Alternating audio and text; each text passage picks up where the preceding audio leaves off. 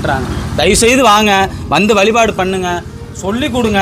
அவங்க அப்படி கேட்கலையா விட்டுட்டு போங்க. அவங்க வரலன்றதுக்காக நம்மளும் விளையக்கூடாது, வந்து வழிபாடு பண்ணுங்க. சரிங்களாம்மா? ரொம்ப நன்றிம்மா. இன்றைக்கி உங்களில் தான் நான் வணங்குறேன். உண்மையிலேயே எத்தனையோ பேர் வராமல் நீங்களாவது வந்திருக்கீங்களேன்னு உங்களை நான் வணங்குறேன். நாங்கள்லாம் 1 வருஷம் போராடி இருக்கோம். எங்களுக்கு இந்த பணி மட்டும் இல்லை, இதுக்கப்புறம் பார்த்தீங்கன்னா இன்னொரு பணி, என்னோட பணியும் பார்த்துட்டு என்னோட குடும்பத்தையும் பார்த்துக்கிட்டு இந்த பணியை நான் செய்கிறேன். இது எனக்கு பணம் வரும், காசு வரணுன்றதுக்காக இந்த பணியை நாங்கள் செய்யலை. சரிங்களா? 1000 வருஷம் பழமையான திருமேனி ஒரு வாட்டி அழிஞ்சு போயிடுச்சுன்னு வச்சுங்க, நீங்கள் கோடி ரூபா கொட்டி கொடுத்தாலும் திருப்பி அதே திருமேனி வரவே வராது. உங்கள் ஊருக்கு கிடைச்சிருக்கு. இதெல்லாம் வந்து பெரும் பாக்கியம். நல்லதே நடக்கும். வேண்டிக்குங்க. வேண்டி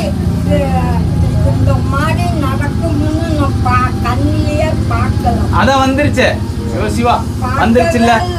அம்மாவுக்கெல்லாம் 60 வயதுக்கு மேல ஆகுது. அந்த அம்மாவே வந்து பார்க்கலையாங்கய்யா. சிவசிவா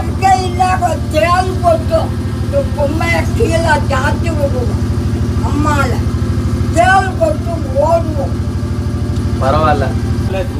இந்த ஊர் மக்கள் இல்ல, ஒரு சாமிக்காக வந்து ஏதோ ஒரு நம்மளுக்கு எவ்வளோ பிரச்சனை இருந்தாலும் வந்து நிற்கிறதுல யாராவது ஒரு ஆள் நின்னாலே போதும், இத்தனை பேர் வந்துடுவாங்க. உங்கள் குடும்பம் எல்லாருக்கும் நல்லா இருக்கணும். வேண்டிக்குங்க, அதுவே போதும். இறைவனுக்கும் வேண்டிக்குங்க, நம்மளும் நல்லா இருக்கும். சரிங்களாம்மா?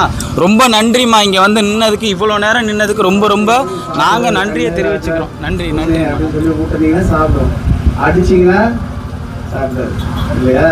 குழந்தை தெய்வம் ஒன்று கொஞ்ச இடத்துல தான் இருக்கும். அதே மாதிரி சுவாமியை கொஞ்சனா அன்பால் அழைச்சா சுவாமி வந்து சாணியிலையும் வருவார், சந்தனத்திலையும் வருவார். அவருக்கு பேதமே கிடையாது. நீக்க மர எல்லா இடத்துலையும் நிறைந்தவர் இறைவன்.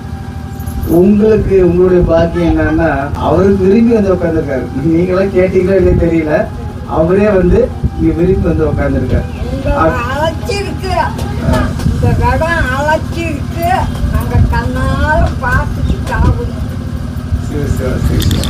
அதனால என்ன பண்ணுங்க, ஏன் சொல்றேன்னா, இவ்வளோ பண்ணி நாங்கள் ஏற்கனவே குடநீர் பண்ணி கிட்டத்தட்ட 48 நாள் ஆயிடுச்சு இல்லையா?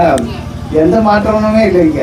நாங்கள் எப்படி விட்டுட்டு போனோமோ அப்படியே தான் இருக்குது. இந்த ஃப்ரீயாக இருக்கிற நேரத்தில் வீட்டில் இருக்கிற ஒரு 1/2 மணி நேரம் வரலாம், இந்த வத்தரெல்லாம் துவைச்சி போடலாம், சுவாமிக்கு இந்த இடத்த பெருக்கி சுத்தம் பண்ணலாம். அவ்வளோ குப்பை காலையில்.